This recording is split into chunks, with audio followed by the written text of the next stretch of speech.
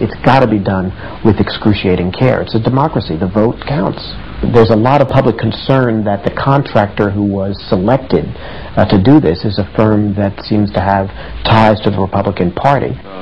And they will be putting our evidence to database technologies. Their vice president, James Lee, told Newsnight that manual verification by telephone calls does not mean ringing people up to check they've got the right person. So, were they paid $4 million to produce a list which they knew would name thousands of innocent black people? In fact, DBT told Newsnight that Clayton Roberts and the state of Florida wanted there to be more names than were actually verified as being a convicted felon. So, did they use their powers to prevent the count of 20,000 additional votes for the Democrats?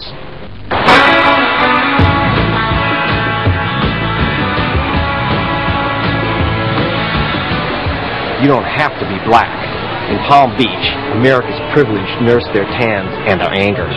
Well, I thought I voted for Al Gore, but unfortunately I voted for Pat Buchanan. And I wasn't very happy about that because I am a Jewish voter, and he would have been the last person in the world I would have voted for.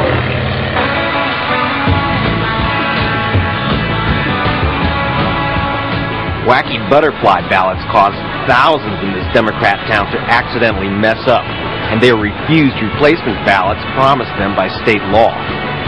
From the time the election started until that awful decision that the Supreme Court made, I came across hundreds of people who had made a mistake, and I also saw over 13,000 complaints filed by people who live in Palm Beach County.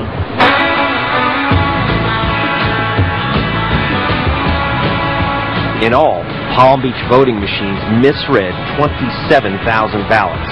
Jeb Bush's Secretary of State, Katherine Harris, stopped them counting these votes by hand. She did the same to Gadsden, one of Florida's blackest, poorest, and most Democrat counties, where machines failed to count 1 in 8 ballots. Again, Harris stopped the hand count. This alone cost Gore another 700 votes in an election in which Harris declared George Bush winner by only 537 votes. Thank you.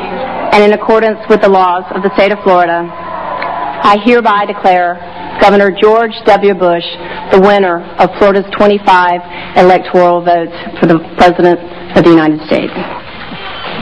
Harris was a busy woman, in charge of Florida's vote count and co-chair of Bush's presidential campaign. Had she really been unbiased, wouldn't the appropriate actions for her to be to say, let's really get to the bottom of this election and let's make sure every vote is counted? Lois Frankel represents Palm Beach in the state legislature where she leads the Democratic opposition. She wanted George Bush to win, and so she interpreted every rule, every law in a way to help George Bush.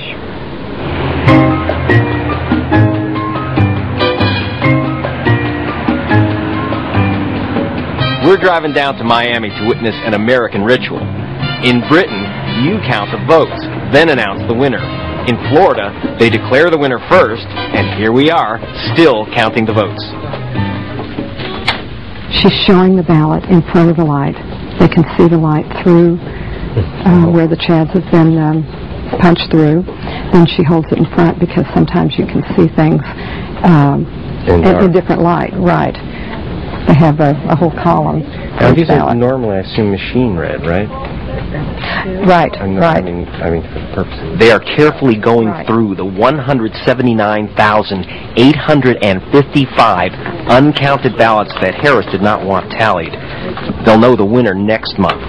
Sources tell Newsnight Gore's ahead by 20,000 votes. The Biltmore, grandest hotel in Miami. Democrats are upstairs eating chicken with their richest friends, charging $5,000 a plate. Let's see if we can get in.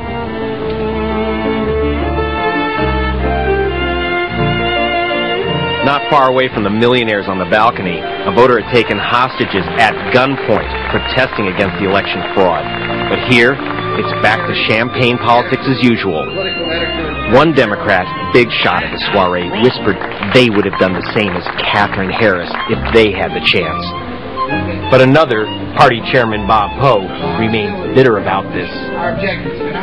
Jeb Bush, Katherine Harris, Clay Roberts did absolutely everything that they could to stop every legitimate count of the vote. And that's what did us in. All fingers point to the Jeb Bush crew in Tallahassee.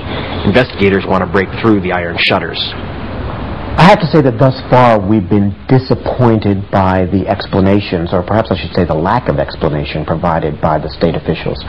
When we spoke with the governor, with the Secretary of State, and even with the director of the Bureau of Elections underneath the Secretary of State, they really were pointing fingers at everybody else, saying, look, it wasn't our responsibility. We were in charge, which was a very disheartening, disquieting thing for us to hear as commissioners, who should be held accountable for what clearly was a system that broke down. State officials point the finger at the counties and say it's their responsibility to check if the names on the list are real felons before disqualifying them. Clayton Roberts says his job is just to pass on the list. Roberts now admits he didn't bother to check with DBT if innocent people were on it. Please turn off that camera. Off camera, he said, we did not call and say, did you check the list again? The whole tenor of this is like, okay, you screwed up. You didn't check with DBT, and if you want to hang this on me, that's fine.